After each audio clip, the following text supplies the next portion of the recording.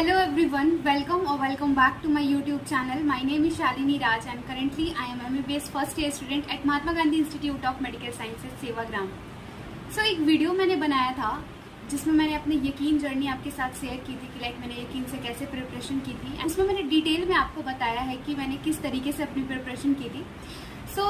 उस वीडियो के comment section में मुझसे एक बात बार बार पूछी जा रही है कि आपका टाइम टेबल क्या था नीट प्रिपरेशन के टाइम, जब आप यकीन से अपनी नीट की प्रिपरेशन कर रहे थे तो आपका टाइम टेबल क्या हुआ करता था एंड आपने किस तरीके से टाइम टेबल बनाया था यकीन को फॉलो करते हुए, आप वो हमारे साथ शेयर कीजिए।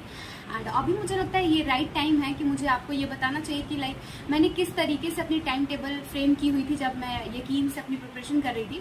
फर्स्ट ऑफ ऑल मैं आपको बताना चाहूँगी कि जब मैं यकीन से प्रिपरेशन कर रही थी तो फर्स्ट टाइम जब मैंने यकीन ज्वाइन किया था तो वो यकीन 2021 के लिए था। मतलब जब नीट 2021 के लिए जो यकीन बैच आया था, फर्स्ट टाइम अलग सर ने यकीन बैच लॉन्च किया था, उस टाइम मैंने पहली बार मतलब यकीन से प्रिपरेशन की। एंड उस टाइम जो मेरे मार्क्स बढ़े थे वो थे 385 से 568 तक मैं गई थी, भले मेरा उस ईयर सिलेक्शन नहीं हुआ था। एंड उसके बाद मैंने ये 2022 के टाइम जो यकीन बैच आया था उससे मैंने फिर दोबारा प्रिपरेशन की एंड उस टाइम मेरा नीट में सिलेक्शन हुआ था। तो मैंने इस वीडियो को दो पार्ट में डिवाइड किया है। पहला पार्ट वो होगा जिसमें मैं अपना यकीन 2021 का जो टाइम टेबल है वो आपके साथ शेयर करूँगी। ये पार्ट उन बच्चों के लिए होगा जो पहली बार यकीन बैच जिन्होंने ज्वाइन की है एंड जिनके मार्क्स उतने अच्छे नहीं आ पाए हैं नीट 2023 में एंड वो एक फ्रेश स्टार्ट करना चाहते हैं यकीन को फॉलो करते हुए। ये वीडियो उनके लिए होगा। एंड इसमें जो मेरी स्ट्रैटेजी थी उस ईयर मैंने कैसे क्या फॉलो किया, क्योंकि मेरा उस ईयर बेसिक बहुत ही कमजोर था।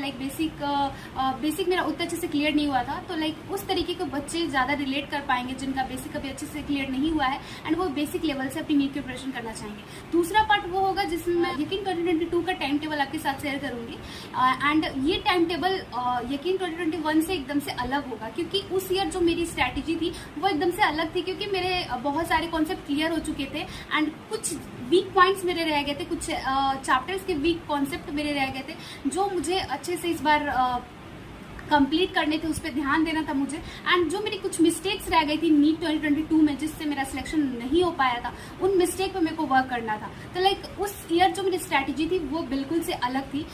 ये वाली स्ट्रैटेजी उन बच्चों के लिए हेल्पफुल होगी जो बॉर्डर मार्क्स पे होंगे, जिनका कुछ नंबर से सिलेक्शन रुक गया होगा इस बार एंड वो पार्शियल ड्रॉप के साथ या फिर फुल ड्रॉप के साथ इस बार नीट की प्रिपरेशन करना चाहते होंगे। बॉर्डर लाइन वाले बच्चों के लिए ये स्ट्रैटेजी काफी हेल्पफुल रहेगी। मैं दोनों स्ट्रैटेजी आपके साथ शेयर करूंगी। दोनों ईयर की मेरी जो टाइम टेबल है यकीन की वो मैं इस वीडियो में आपको शेयर करने जा रही हूँ। आप वीडियो को एंड तक देखिएगा एंड मैं ऐसा प्रॉमिस करती हूँ कि अगर आप इसको फॉलो करोगे ना तो आपके भी मार्क्स बहुत ही अच्छे तरीके से बढ़ेंगे एंड आपको भी कॉन्फिडेंट आएगा कि हाँ मेरा सिलेक्शन नीट 2024 में हो सकता है। Let's start the video. देखो मैंने यकीन से 2 साल प्रिपरेशन की है एंड पहला यकीन 2021, ठीक है, एंड दूसरा ईयर था यकीन 2022 का, ठीक है। तो पहले मैं आपके साथ यकीन 2021 का जो मेरा स्ट्रैटेजी था, किस तरीके से मैंने उस साल प्रिपरेशन की थी, यकीन 2021 का मेरा क्या टाइम टेबल रहता था, कैसे मैं लेक्चर अटेंड करती थी, वो सारी चीज़ें मैं आपको बताती हूँ, वो सारी चीज़ें आपके साथ शेयर करती हूँ। अगर आप घर बैठे बैठे नीट की प्रिपरेशन करना चाहते हैं एंड वो भी ऑनलाइन मोड में, देन आपके लिए सबसे अच्छा एप्लीकेशन जो रहेगा नीट की प्रिपरेशन के लिए वो है फिजिक्स वाला।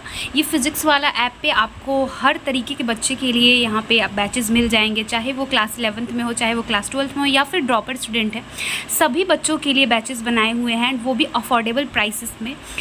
यहाँ पर मैं बता दूँ कि PW के हज़ारों बच्चे सिलेक्ट हुए हैं इस बार नीट 2023 एग्ज़ाम में एंड उन सभी बच्चों ने ऑनलाइन ही प्रिपरेशन की थी। यहाँ पे आपको हर एक बैच में ना बहुत ही मस्त फैकल्टीज़ प्रोवाइड की जाएंगी जो आपको बेसिक लेवल से आपकी नीट की प्रिपरेशन कराएंगे एंड हर बैच में आपको 2 घंटे का वीडियो लेक्चर मिलेगा ईच सब्जेक्ट के लिए, physics, chemistry and biology. And इसके अलावा DPP क्वेश्चंस मिलेंगे, उसके वीडियो सोल्यूशन भी बेस्ट टीचर्स द्वारा प्रोवाइड किए जाएंगे।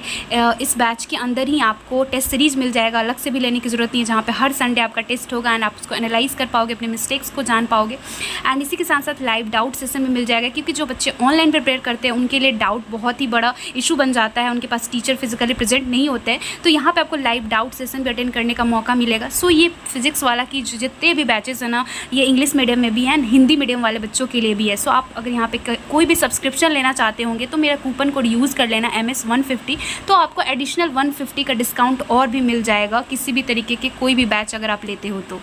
उस ईयर जब यकीन 2021 से मैं अपनी प्रिपरेशन कर रही थी, तो सबसे पहले मैं लेक्चर को बताती हूँ। तो लेक्चर ना मैं लाइव लेक्चर कभी भी नहीं देखती थी, मैं रिकॉर्डेड लेक्चर देखना प्रेफर करती थी, क्योंकि लाइव लेक्चर में बहुत ज़्यादा समय लग जाता है एंड मुझे कंफर्टेबल लगता था ज़्यादा रिकॉर्डेड लेक्चर के साथ। सो मैं रिकॉर्डेड लेक्चर देखा करती हूँ। मैं आपको भी यही बोलूँगी कि आपको भी रिकॉर्डेड लेक्चर के साथ ही जाना चाहिए एंड अदरवाइज आप खुद अपना देख सकते हो कि आपको लाइव ज़्यादा पसंद है रिकॉर्डेड।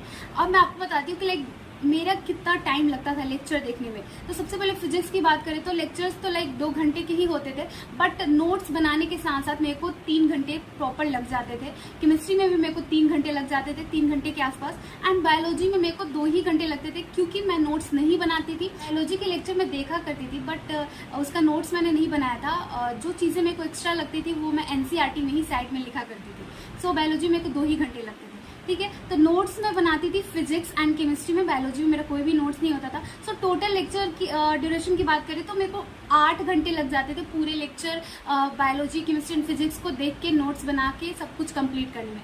सो ये 8 घंटे मेरे को लग जाते थे। उसके बाद बात करते हैं DPP क्वेश्चन प्रैक्टिस करने में मेरे को कितना टाइम लगता था। तो बायोलॉजी में लगभग 20 मिनट्स में कंप्लीट हो जाता था। उसके बाद केमिस्ट्री में 45 मिनट में मेरा कंप्लीट हो जाता था। फिजिक्स में मेरे को 1 घंटे लगते थे, क्योंकि कुछ क्वेश्चन नहीं बनते थे तो फिर मैं उनका सॉल्यूशन देखती थी, फिर उसको खुद से ट्राई करती थी। सो इस तरीके से देखते तो मेरे को टोटल DPP क्वेश्चन प्रैक्टिस करने में टोटल 2 घंटे लगते थे। तो ये DPP क्वेश्चन प्रैक्टिस करने में मेरे को लगते थे। उसके बाद बात करते हैं सेल्फ स्टडी और रिवीजन की, क्योंकि अगर आप लेक्चर देखोगे, नोट्स बनाओगे, चाहे क्वेश्चन प्रैक्टिस करोगे, अगर लास्ट में आप रिवीजन नहीं करते हो तो कुछ फायदा नहीं होगा। आपको रिवीजन फर्स्ट डे से ही अपने टाइम टेबल में इंक्लूड करना होगा। सो फिजिक्स का रिवीजन करती थी मैं, डेली 30 मिनट दिया करती थी कि कम से कम मैं कुछ फॉर्मूला सीट ही रिवाइज कर लूँ, कुछ कॉन्सेप्ट ही किसी चैप्टर की रिवाइज कर लूँ। उसी तरह केमिस्ट्री में भी 30 मिनट्स दिया करती थी एंड बायोलॉजी में मैं थोड़ा टाइम ज़्यादा देती थी, क्योंकि बायोलॉजी मुझे NCERT से रीड करना होता था, तो लाइक बायोलॉजी को मैं 1 घंटे दिया करती थी। सो ये नॉर्मल डे की मैंने आपको बात बताई।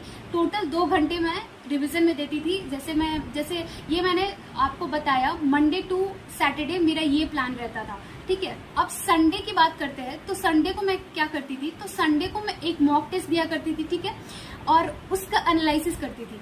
तो इसको करने में मेरे को 5 से 6 घंटे लग जाते थे, और ये लगना लाजिमी है, क्योंकि अगर आप मॉक टेस्ट दोगे 3 घंटे का एंड उसके बाद अगर आप 2-3 घंटे उसके एनालिसिस में ना लगाओ तो लाइक उसका कोई फायदा नहीं है। तो इसको मिला के मेरे को 5-6 घंटे लग जाते थे। संडे को मैं ये मॉक टेस्ट देती थी, उसको अच्छे से एनालाइज करती थी। उसके बाद जो बाकी टाइम बचता था संडे को, उसको मैं रिविजन में देती थी। रिविजन करना बहुत ज्यादा जरूरी है। आपने पूरा वीक जो पढ़ा है उसका रिविजन संडे को होना ही चाहिए। तो वीक में जो पढ़ाई हुआ उसका रिविजन मैं संडे को करती थी, ठीक है। सो ये मेरा यकीन का पूरा शेड्यूल हो गया जो मैंने बनाया था, लाइक रेगुलर डेज पे, लाइक मंडे से सैटरडे मैं क्या करती थी, उसके संडे को क्या करती थी वो भी मैंने आपको बता दिया। लाइक मंडे टू सैटरडे मैं डेली लेक्चर मिलता था तो मैं लेक्चर अटेंड करती थी, DPP क्वेश्चन प्रैक्टिस करती थी एंड डेली थोड़ा थोड़ा टाइम रिवीजन पे भी देती थी। उसके बाद संडे को मैं मॉक टेस्ट देती थी एंड उसके बाद जो भी टाइम बचा ना संडे को, वो पूरा रिवीजन पे जाता था, ठीक। उसके बाद बात करते हैं कि जो मेरा टाइम टेबल था, लाइक बहुत सारे लोग पूछ रहे हैं कि टाइम टेबल आपने क्या बनाया था। तो मैंने जो अपना टाइम टेबल बनाया था वो मैं आपके साथ शेयर कर रही हूँ। मैं ये नहीं बोलूँगी कि आपको भी डिट्टो यही करना है, तो मैं अपना आपको बता देती हूँ, आप इससे आइडिया ले सकते हो एंड इसके अनुसार आप खुद का प्रिपेयर कर सकते हो। सो मैं सुबह उठने वालों में से नहीं थी, मैं लेट से उठा करती थी एंड मैं रात को देर तक पढ़ने वालों में से हूँ। सो सुबह में मेरा टाइम क्या रहता था, मैं अगर 7 बजे तक उठ गई तो लाइक 8 बजे से पढ़ने बैठी तो 8 से 10 मैं बायोलॉजी पढ़ती थी। लेक्चर्स, मतलब लेक्चर की बात कर रही हूँ, यहाँ पे मैं लेक्चर की बात कर रही हूँ। 2 घंटे मेरा बायोलॉजी के लेक्चर में गया।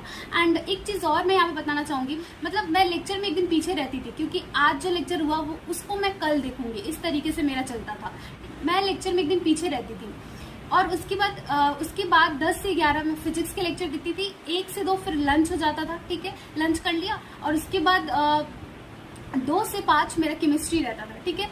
1 से 2 आप लंच कर रहे हो या फिर रेस्ट कर लो, उसके बाद 2 से 5 केमिस्ट्री के लेक्चर मैं देखती थी। उसके बाद 5 से 6 फिजिक्स के डीपीपी क्वेश्चन को सॉल्व करना। 6 से 6:20 तक मेरा बायो का डीपीपी मैं करती थी। उसके बाद 6:20 से 7 बजे तक एक गैप ले लिया करती थी, क्योंकि गैप होना काफ़ी ज़्यादा ज़रूरी है। आप लगातार जब पढ़ाई कर रहे हो उसके बीच में आपको एक गैप लेना ही चाहिए।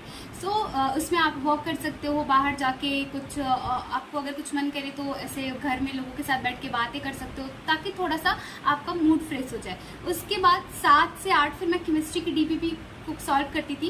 एंड 8 से 9 मेरा डिनर टाइम रहता था, उस टाइम डिनर कर लिया। उसके बाद 9 से 11 फिर बायो का रिवीजन करना है, बायो की एनसीईआरटी रीडिंग करनी है। मेनली मैं एनसीईआरटी रीडिंग करती थी। उसके बाद 11 से 12 फिजिक्स का रिवीजन, 12 से 1 केमिस्ट्री का रिवीजन, और 1 बजे तक मेरा पढ़ाई खत्म हो जाता था, क्योंकि मैंने आपको शुरू में बताया कि मैं रात में देर तक पढ़ने वालों में से हूँ। सो 1 बजे तक मैं पढ़ती थी। उसके बाद 1 बजे के बाद मैं सो जाया करती थी। एंड सुबह जब भी नींद खुले 7 बजे तक मैं 7 साढ़े 7 तक उठ जाया करती थी। सो ये मेरा टाइम टेबल था जो मैंने अपने अनुसार बनाया। आप इसको देख के अपना खुद का बना सकते हो। सो ये मेरा नीट 2021 के टाइम और ये मेरा यकीन का पूरा शेड्यूल हुआ करता था। सो अब बात करते हैं यकीन 2022 के टाइम पे मेरी क्या टाइम टेबल रही है। जब मेरा नीट का रिजल्ट आया एंड उस टाइम मेरे मार्क्स आए थे 568। तो जब मैंने अपना नीट 2021 का पेपर उठा के देखा तो मुझे उसमें पता लगा मैंने जो सबसे ज़्यादा गलती की है वो सिली मिस्टेक है। लाइक बहुत छोटी छोटी गलतियाँ, बहुत छोटी छोटी चीज़ें मैंने अच्छे से पढ़ी नहीं, जिसके कारण गलती हो गई। सो मैंने सबसे पहले अपनी मिस्टेक्स को एनालाइज किया कि नीट 2021 में मेरी क्या मिस्टेक रह गई है। सो सबसे पहले मैंने मिस्टेक को देखा तो मुझे पता लगा कि मैंने सिली मिस्टेक बहुत ज़्यादा किए हैं। एंड फिजिक्स एंड केमिस्ट्री के कुछ कॉन्सेप्ट मेरे वीक रह गए हैं, कुछ जगह पे मेरे कॉन्सेप्ट उतने अच्छे नहीं बन पाए हैं जितना होना चाहिए था। सो मेरे को पता लग गया था कि कमियां कहाँ है, कहाँ पे मेरी मिस्टेक रह गई है, जहाँ पे मेरे को वर्क करना है। सो आपको भी ये चीज़ अपना पता लगाना है कि आपकी कहाँ पे क्या कमी रह गई है। उसके बाद आपको अपना प्लानिंग करना है, अपनी स्ट्रेटेजी बनानी है। सो जो लोग भी इस बार बॉर्डर लाइन पे है, अभी बॉर्डर लाइन पे है एंड ये मेरा वीडियो देख रहे हैं, उनको मैं यही बोलूंगी कि अपना नीट 2023 का आप पेपर लो एंड सबसे पहले देखो कि आपने कहाँ मिस्टेक कर दिया, आपसे क्या ऐसी गलती हो गई इस बार बॉर्डर लाइन पे रह गए हो एंड आपका सिलेक्शन नहीं हो पा रहा है, ठीक है। एंड उस ईयर मैं आपको बता दूं नीट 2021 में मैंने बायो पे बहुत अच्छा कमांड कर लिया था। मेरे बायो में उस ईयर 351 मार्क्स आए थे आउट ऑफ 360। सो आप सोच सकते हो मेरा एक क्वेश्चन छूट गया था एंड एक क्वेश्चन जो था मेरा रॉन्ग हुआ था। सो बायोलॉजी मेरी काफ़ी अच्छी हो गई थी एनसीईआरटी एंड नीट 2021 के अंदर बायोलॉजी काफ़ी अच्छी आई थी। लाइक बहुत अच्छे अच्छे क्वेश्चन उन्होंने पूछ रखे थे एंड थोड़ा लेंदी पेपर बोल सकते हैं बायोलॉजी का उस साल हुआ था। फिर भी मेरे मार्क्स 351 आए थे। सो मेरा बायोलॉजी काफ़ी अच्छा हो गया था। तो ये चीज़ें मेरे को समझ आ गई थी, मेरे को केमिस्ट्री एंड फिजिक्स पे ज़्यादा ध्यान देने की जरूरत है। बायोलॉजी मैं डेली का डेली थोड़ा सा रिवाइज करते चलूंगी तो मेरा हो जाएगा, ठीक है। तो ये चीज़ें मेरे को पता लग गई थी अपने पेपर से। इसी तरीके से मुझे अपनी प्रिपरेशन करनी थी आगे। सो मैंने यकीन बैच ज्वाइन किया फिर से एंड इस टाइम मैंने यकीन बैच जनवरी में ज्वाइन किया था, जनवरी 2022 में ज्वाइन किया था। आप सोच सकते हो मैंने बहुत लेट से ज्वाइन किया और ये बैच जुलाई में स्टार्ट हो गई थी। सो बहुत कुछ मेरा छूट गया था, लाइक जो मुझे पढ़ना था केमिस्ट्री फिजिक्स में, जहाँ पे मेरे वीक पॉइंट रह गए थे। सो मेरी जो स्ट्रेटजी थी वो ये थी कि more focus on mock test. मुझे ज़्यादा फोकस करना था मॉक टेस्ट पे एंड उसका डीप एनालिसिस करना था उस मॉक टेस्ट पेपर का। उसके बाद मैंने मॉक टेस्ट पे ज़्यादा ध्यान दिया एंड मैंने 2 मॉक पेपर लगाए हैं एक वीक में स्टार्टिंग से ही।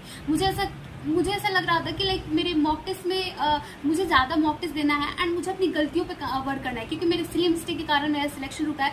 तो कहीं ना कहीं मुझे अपने सिली मिस्टेक को कम करने के लिए ज़्यादा से ज़्यादा मॉक टेस्ट लगाना पड़ेगा। इसलिए मैंने ये डिसाइड किया कि मैं 2 मॉक पेपर दूंगी एक वीक में, ठीक है। उसके लेक्चर की बात करते हैं तो लेक्चर अटेंड किए हैं यकीन 2022 के टाइम पे भी, लेकिन बायोलॉजी में मैंने कोई भी लेक्चर अटेंड नहीं किया। मैंने सिर्फ और सिर्फ एनसीईआरटी रीडिंग की है, क्योंकि मेरा बायोलॉजी काफ़ी हद तक सही हो गया था, मेरे सारे कॉन्सेप्ट सही थे, इसलिए मैंने बायोलॉजी में कोई भी लेक्चर अटेंड नहीं किया। मैं केमिस्ट्री के लेक्चर अटेंड करती थी एंड उसी चैप्टर के करती थी जो मेरा वीक रह गया था, जहाँ पे मेरे कॉन्सेप्ट अच्छे नहीं हुए थे। सो मेरे को डेली लेक्चर में 2 घंटे लग जाते थे।